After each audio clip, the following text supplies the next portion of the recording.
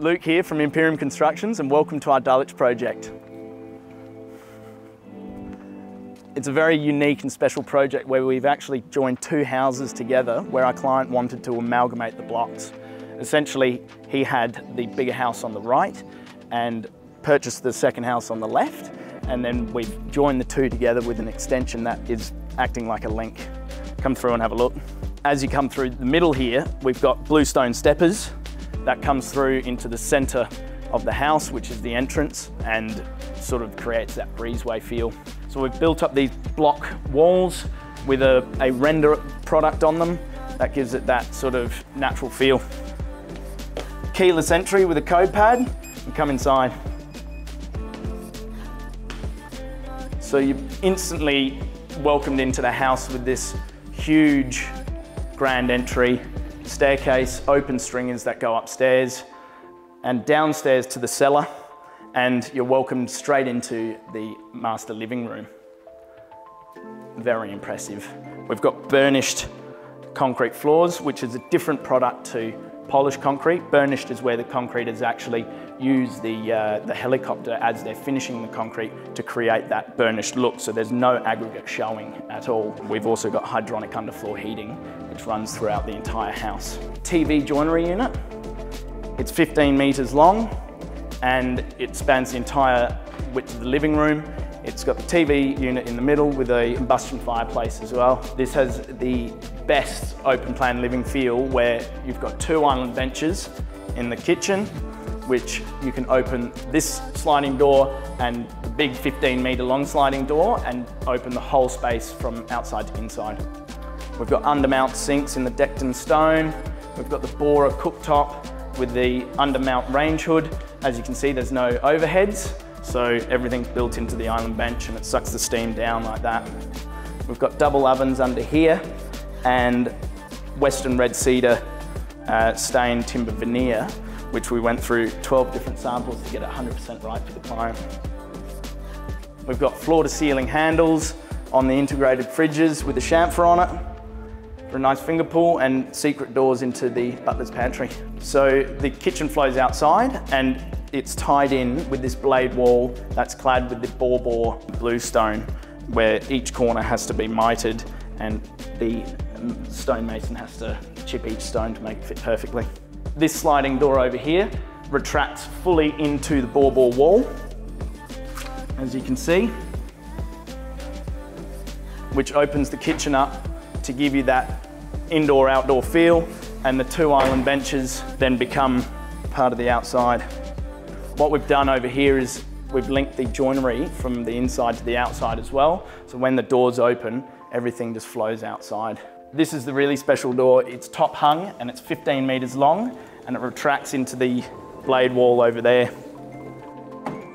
It's like a train once you get it going.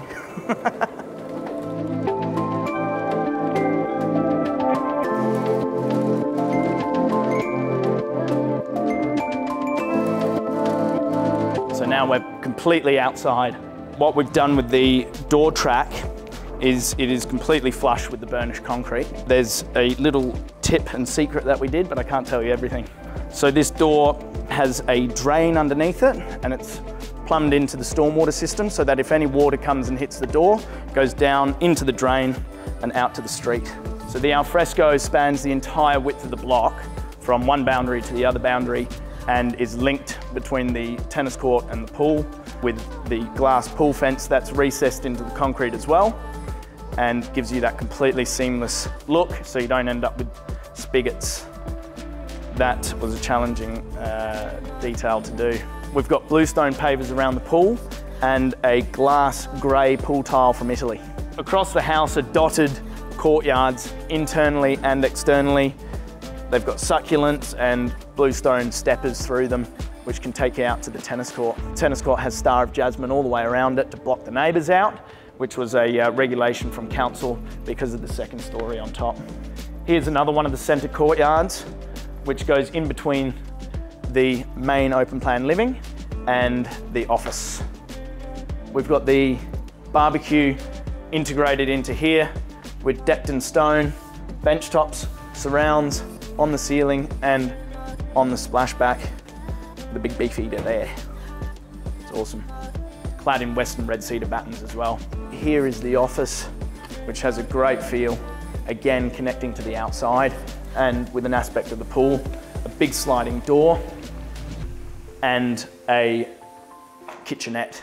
Again, tying the decked and splashback ceiling and surrounds with the outside barbecue, so you get that whole connection from outside to in.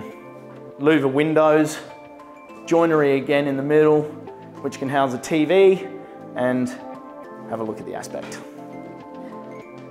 Around here, if you go left, you link back into the open plan living, or you can come and have a kick back in the library.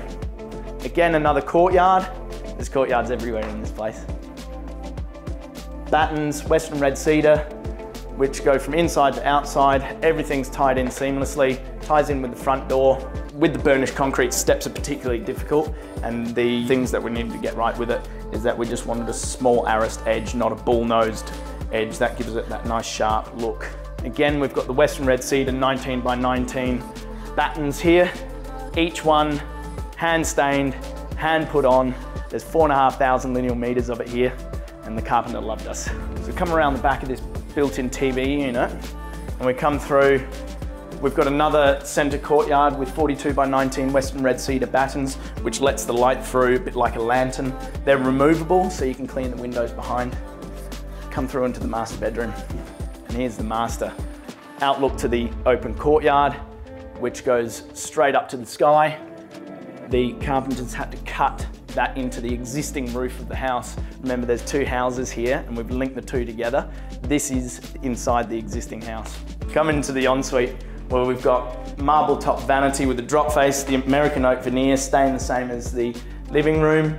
We've got inbuilt shaving cabinets with LED lighting underneath, and the shower outlook to that courtyard again with a full height window, and you can see the sky.